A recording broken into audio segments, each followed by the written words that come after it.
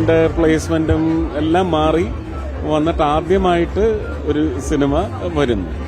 തീർച്ചയായിട്ടും അതുകൊണ്ട് ഞാൻ ഗരുഡന് കിട്ടിയ തുടക്കത്തിലുള്ള ആവേശം, അത് പിന്നെ വളർന്നത് പാപ്പന്, കാവലിന്, വരനെ ആവശ്യമുണ്ട്, ഇതിനെല്ലാം കിട്ടിയ ആവേശം എന്ന് പറയുന്നത് വളർന്നുകൊണ്ടിരിക്കണം.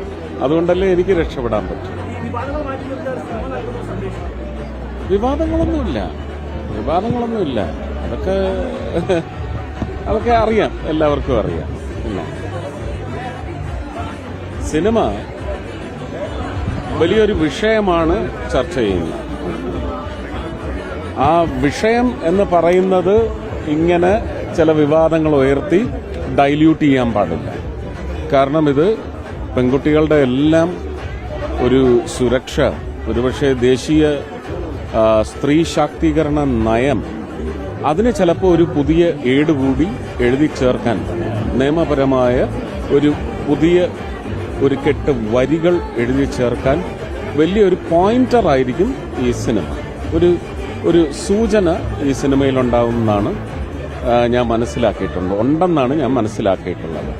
അത് എല്ലാവരെയും ചിന്തിപ്പിക്കുകയും അതിന് ആ ആവശ്യത്തിന് വേണ്ടി എല്ലാവരുടെയും ഒരു വളരെ വോളന്യസ് ആയിട്ടുള്ള ഒരു ശബ്ദം ഉയരട്ടെ. ജാനകി വിദ്യാധരന്റെ ശബ്ദം സ്ത്രീ സമൂഹത്തിന്റെ, പ്രത്യേകിച്ച് കൊച്ചു പെൺകുട്ടികളുടെ ശബ്ദത്തിന്റെ വലിപ്പം ഇന്നത്തെ നമ്മുടെ ചുറ്റുമുള്ള അന്തരീക്ഷത്തിൽ വളരെ വളരെ വലിയ ശബ്ദമായി മാറണം.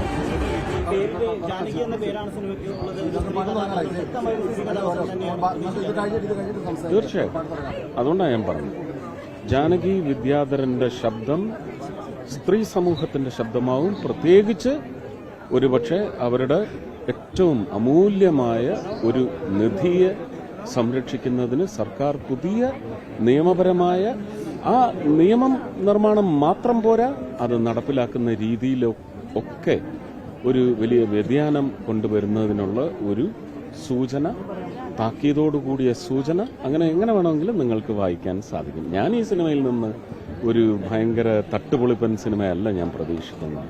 എല്ലാവരെയും ചിന്തിപ്പിച്ച് നമുക്ക് സമൂഹത്തിൽ സിനിമ ട്രാൻസ്ഫോർമേഷന് വേണ്ടി ഉതകണം.